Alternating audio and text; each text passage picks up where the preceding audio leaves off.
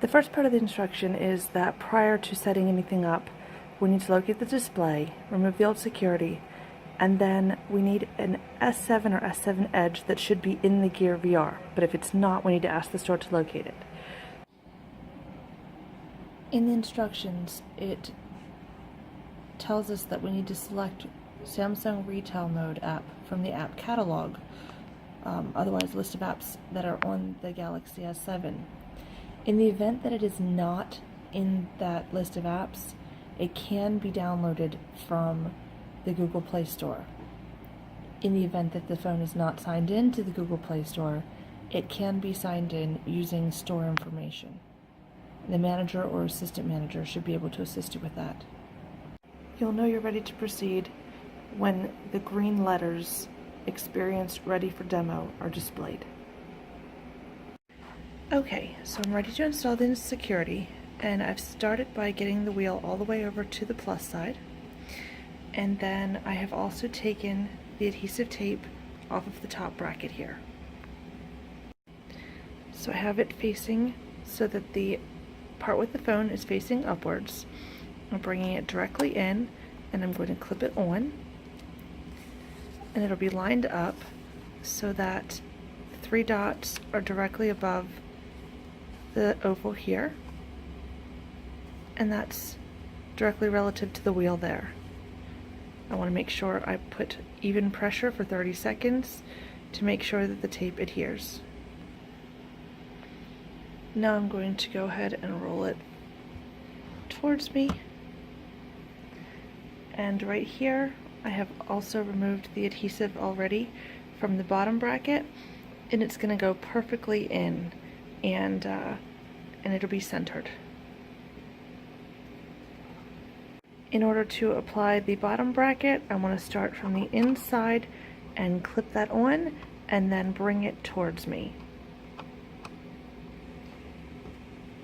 It fits perfectly between the pieces on each side, and it's centered, and then I just need to make sure I'm applying even pressure so that the tape adheres. In order for the phone that I'm using, the S7, to fit into the VR gear, this needs to have the green at the B. This is designed so that it can hold different sized phones, and it needs to be at the B in order for the S7 to fit. Now that I have the S7 in, I want to move the cap for the screw hole. I can simply press it from the other side, and then it comes outward and turns, and that allows me to access the hole where the screw will go in. And once I've got that screw in there, I can very easily just put that cap over top, and it's completely hidden. After the locking the replaceable device holder, the locking cap can go over top of that, so that way it cannot be unlocked. So now I've set that aside, and I have the base here, and I'm going to start with the connector cap, C1. So next I'm going to focus on the piece here where the charging cable is, and I'm going to put that into the connector cap. So with the connector cap here, this will insert right straight down in here, and then after I put this in here, the top part will turn. So I've got the charging cable in here, and now I just need to turn this so that it fits right down in. And now I've got it in there. So next I want to remove the adhesive and then insert the charging cable into the Gear VR.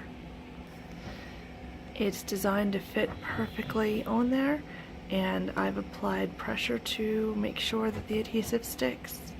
When you're working with the security base, it's much easier if you pull some of the cord out in order to give you some room to work.